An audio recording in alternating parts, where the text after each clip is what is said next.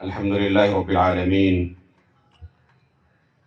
والصلاة والسلام على رسوله محمد وآله وصحبه أجمعين. أشهد أن لا إله إلا الله وحده لا شريك له، وأشهد أن محمدا عبده ورسوله.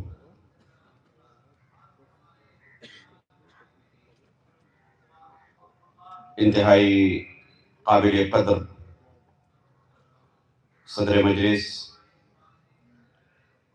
معزز مشائخ کرام، ذمہ داران جامعہ، مہمانان عظامی، طلبہ عزیز اور پردہ نشین ماؤں و بہنوں، سب سے پہلے میں اللہ رب العالمین کا شکریہ ادا کرتا ہوں کہ اس محفل میں اللہ رب العالمین نے مجھے شرکت کی توفیق دی.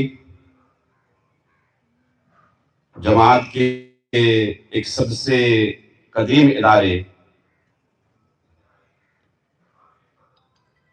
اور اس کے ایک بہت ہی اہم موقع پر تقریباً 100 سال مکمل ہونے کی مناسبت سے جو تقریب سجائی گئی ہے، اللہ رب العالمین نے مجھے اس میں شرکت، جس کے لیے اللہ رب العالمین کا بہت بہت شکر گزار ہوں. ساتھ ہی ذمہ داران جامعہ کا کہ انہوں نے مجھے یہ موقع نصیب فرمایا. محترم حاضرین، مجلس علم اور اہل علم کی ہے. ہم میں سے ہر شخص اگر اپنی زندگی پر غور فرمائے تو پائے گا کہ روزانہ ہم میں سے ہر شخص اپنے اوقات میں سے ایک اچھا خاصا وقت سونے میں گزار دیتا ہے. تقریباً روزانہ 6-7 گھنٹے ہم یوں ہی سونے میں گزار دیتے ہیں اور ہمیں کوئی افسوس نہیں ہوتا کہ ہمارا اتنا وقت ایسے ہی بغیر کسی کام کے گزر گیا جس میں ہم نے کوئی دنیاوی فائدہ نہیں اٹھایا ہے. ہمیں سے کسی کو اس پر افسوس نہیں ہوتا کہ اللہ رب العالمین نے ہماری زندگی کے ساتھ یہ کیا نظام جوڑ دیا ہے، کیا ڈیوٹی لگا دی ہے کہ روزانہ اتنا وقت ہمیں برباد کرنا پڑتا ہے. اسی طریقے سے ہم روزانہ کھانے پینے میں، بال بچوں کے اوپر خرچ کرنے میں اچھا خاصا پیسہ صرف کرتے ہیں،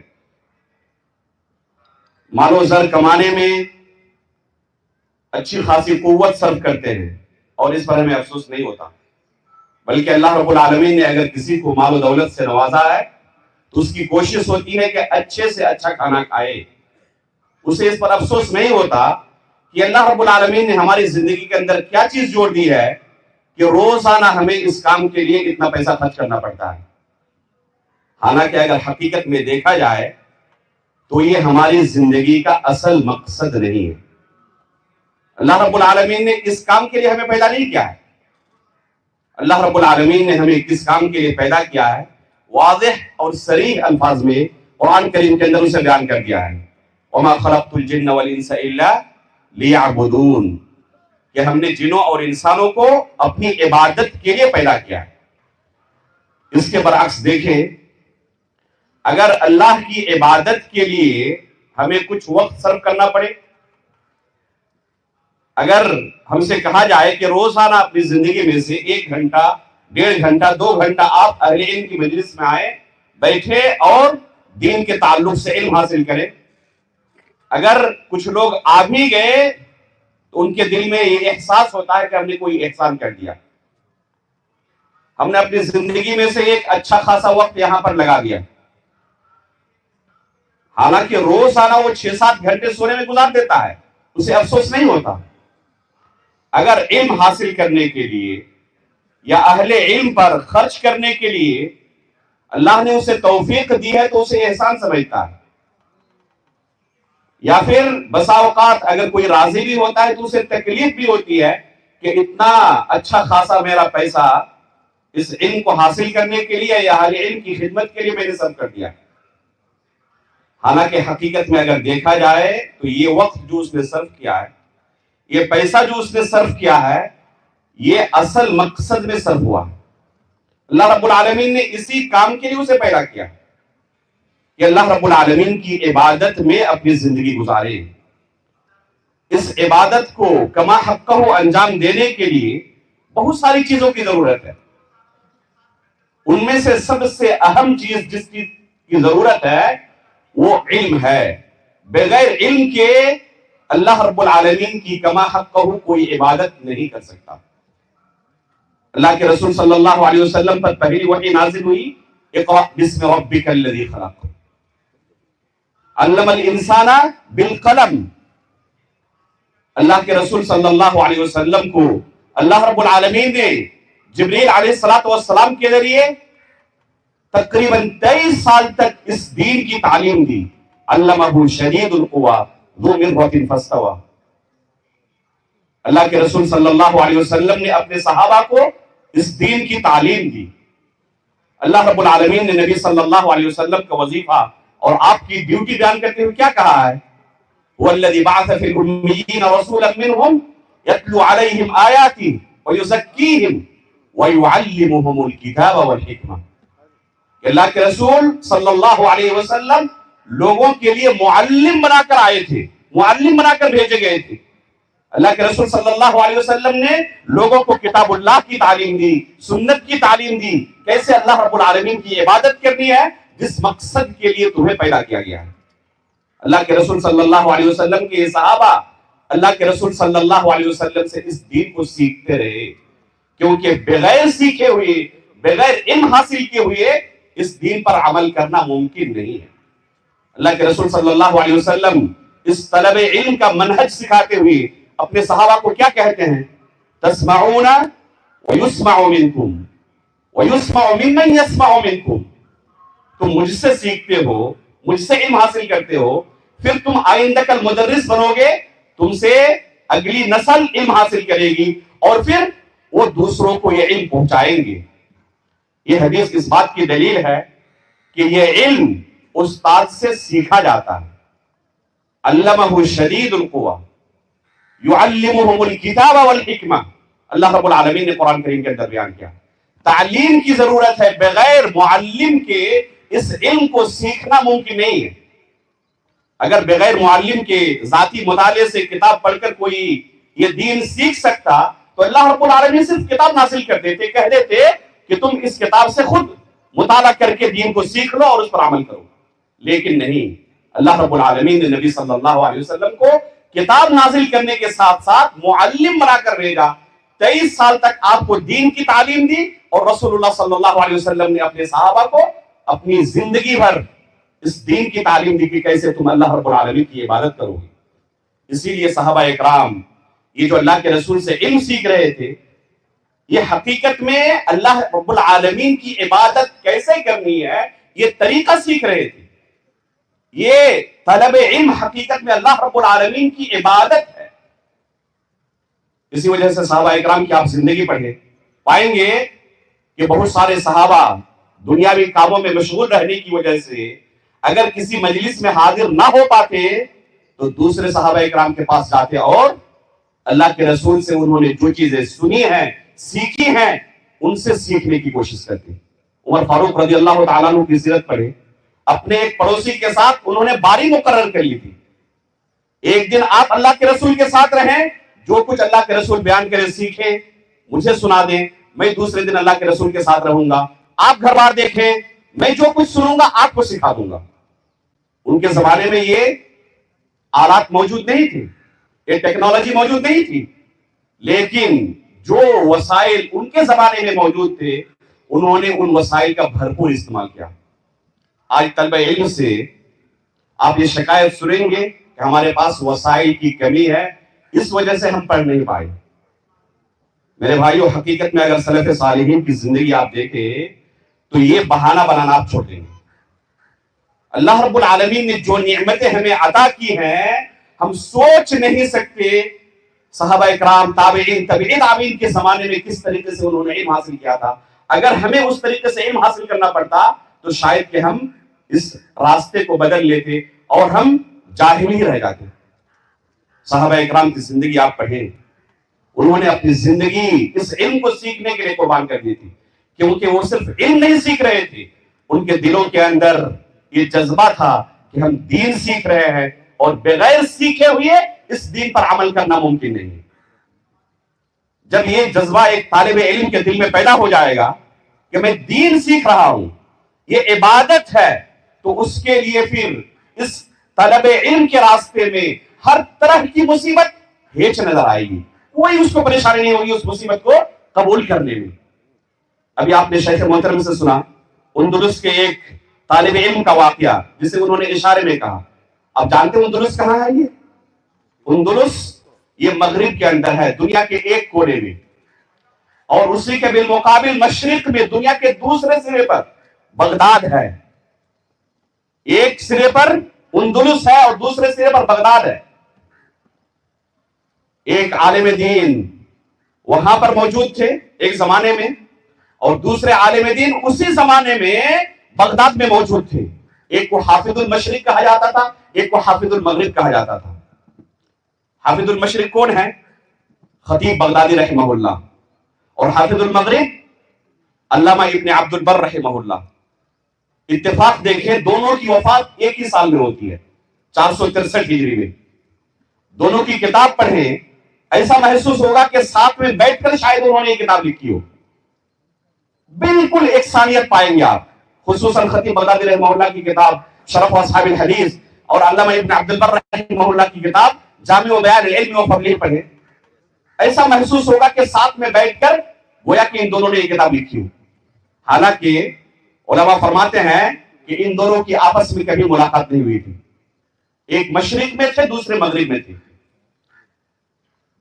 علامہ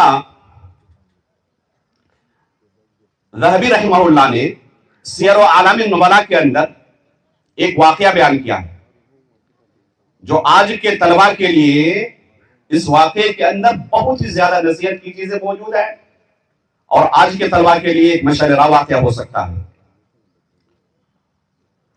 حافظ ذہبی رحمہ اللہ سیر و اعلام النبلاء کے اندر اندلس کے ایک طالب علم کا واقعہ بیان کرتے ہیں. یہ کون ہے؟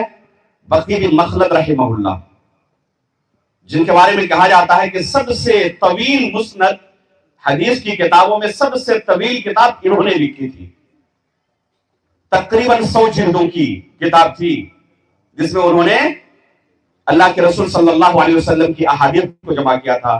لیکن افسوس کہ وہ کتاب ہم تک نہیں پہنچ سکی اور ہم اس کتاب کو دیکھ نہیں سکے. البتہ اس کے اطراف دوسری کتابوں کے اندر محفوظ ہیں اور اللہ رب العالمین نے اس دین کو اس طریقے سے محفوظ کیا.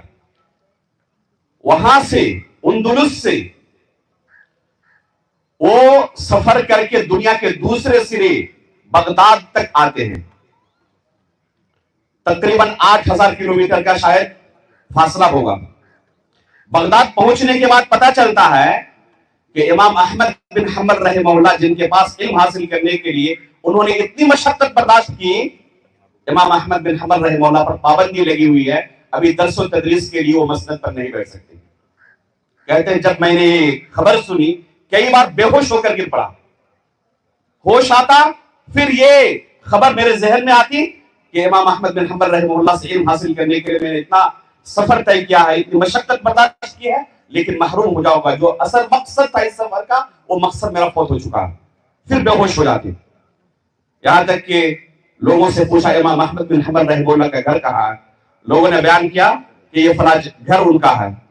دستک دی، امام احمد بن حنبل رحمہ اللہ باہر آئے، کہا کہ میں اندلس سے صرف آپ کے پاس علم حاصل کرنے کے لیے آیا ہوں. امام احمد بن حنبل رحمہ اللہ نے معذرت کی کہ بادشاہ وقت کی طرف سے مجھے مسند تدریس پر بیٹھنے کی اجازت نہیں ہے.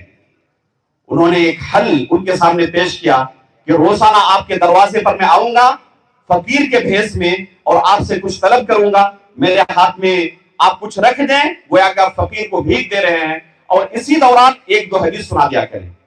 اس طریقے سے انہوں نے لمبی مدت تک ان سے علم حاصل کیا.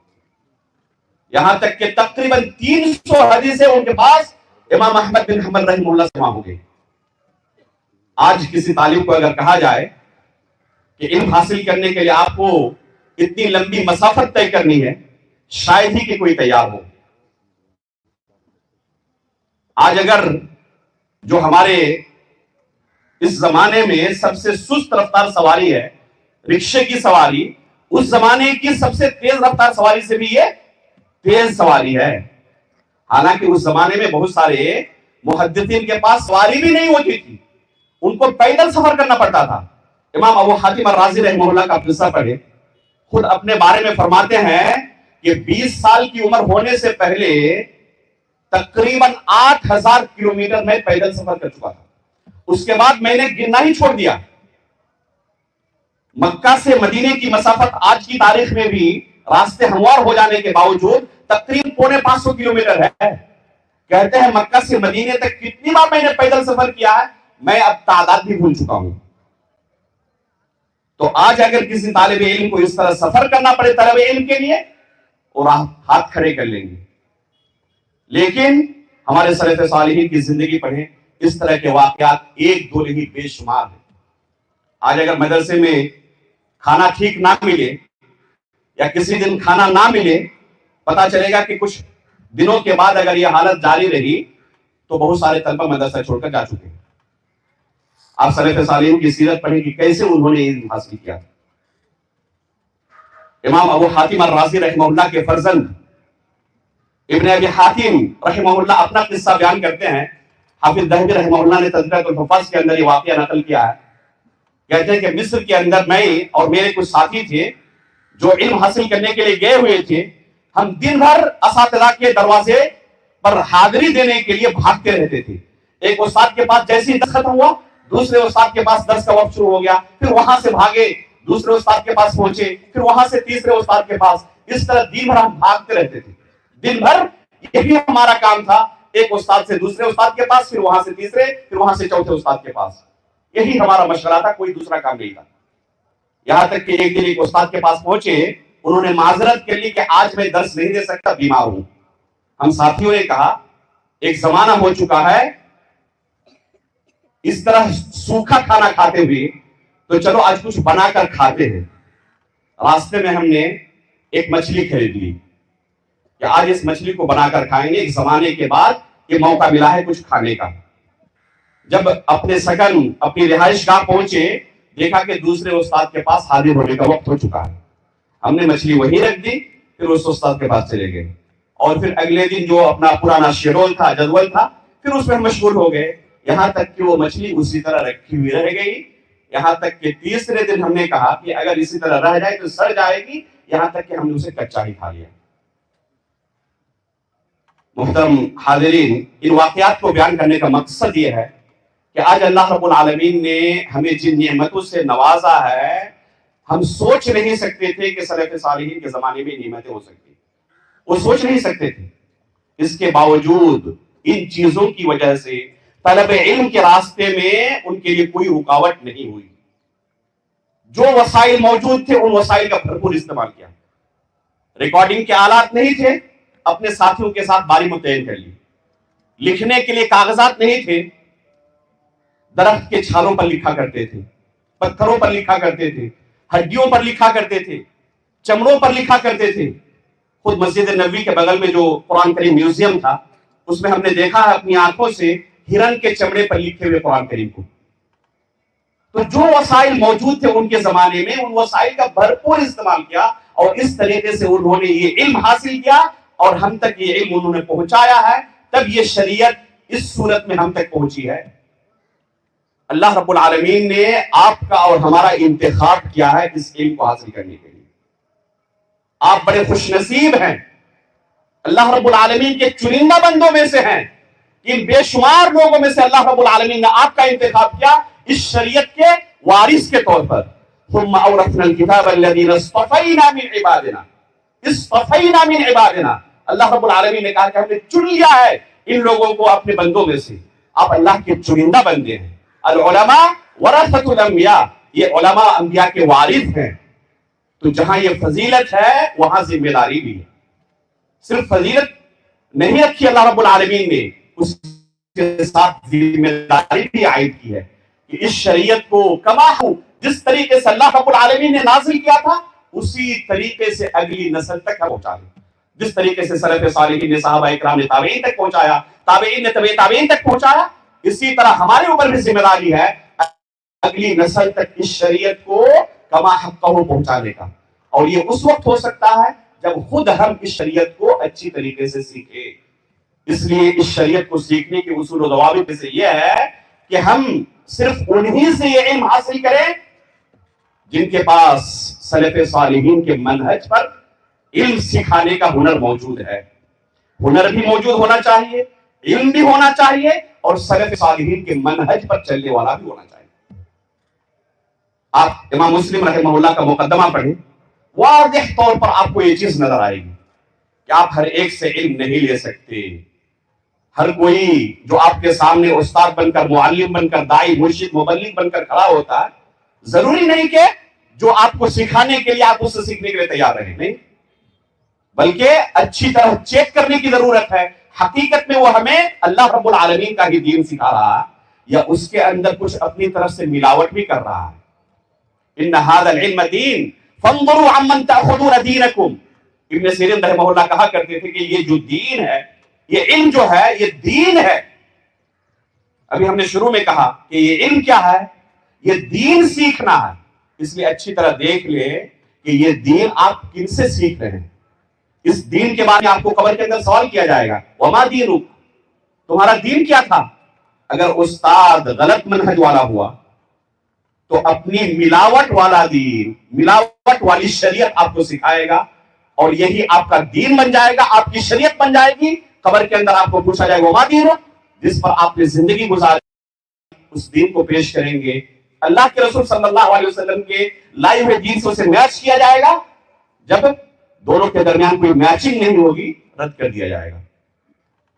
اللہ رب العالمین نے کیا کہا؟ وَمَن يَبْتَغِ غَيْرَ الْإِسْلَامِ دِينًا فَلَن يُقْبَلَ مِنْهُ وَهُوَ فِي الْآخِرَةِ مِنَ الْخَاسِرِينَ. فَلَن يُقْبَلَ مِنْهُ، اگر وہی دین آپ نے فالو نہیں کیا جو اللہ رب العالمین نے اللہ کے رسول پر نازل کیا تھا، اللہ کے رسول نے اپنے صحابہ کو سکھایا تھا، جسے مختصر الفاظ میں ہم کیا کہتے ہیں؟ منہج سلف. اگر سلف صالحین کے منہج کے مطابق آپ نے دین حاصل نہیں کیا، یہ ملاوٹ والا دین اللہ رب العالمین کے سامنے پیش کرے، فَلَن يُقْبَلَ مِنْهُ، ہرگز یہ ملاوٹ والا دین جو اللہ رب العالمین نے نازل نہیں کیا ہے قبول نہیں کیا جائے گا، اور آخرت میں خسارہ اٹھانے کے سوا کوئی آپ کا دوسرا چارہ نہیں ہوگا. یہ علم عمل کا تقاضا کرتا ہے. اگر کوئی شخص یہ علم حاصل کر رہا ہے اور اس علم کا اثر اس کی زندگی پر نہیں دکھ رہا ہے تو اپنے نفس کا محاسبہ کریں. خطیب بغدادی رحمہ اللہ کی کتاب ہے اقتضاء العلم علی العمل. طلبہ علم کو میں ہمیشہ نصیحت کرتا ہوں کہ وقفے وقفے سے ضرور اس کتاب کو پڑھا کریں. آپ کو پتا ہو کہ آپ کون سا علم حاصل کر رہے ہیں، اس کے تقاضے کیا ہیں. یہ صرف ڈگری حاصل کرنا، اپنے ہاتھ میں شہادہ رکھنا، یا جہاں پر رواج ہے پگڑی حاصل کر لینا، یہ اصل مقصد نہیں. اگر ہم اس علم کے مطابق عمل نہ کریں تو حقیقت میں یہ علم ہمارے خلاف حجت ہے. القرآن حجت لک او علیک، اللہ کے رسول صلی اللہ علیہ وسلم نے فرمایا کہ یہ قرآن جو آپ نے سیکھا ہے، جسے اپنے سینے کے اندر محفوظ کیا ہے، اس کی دو صورت ہوگی.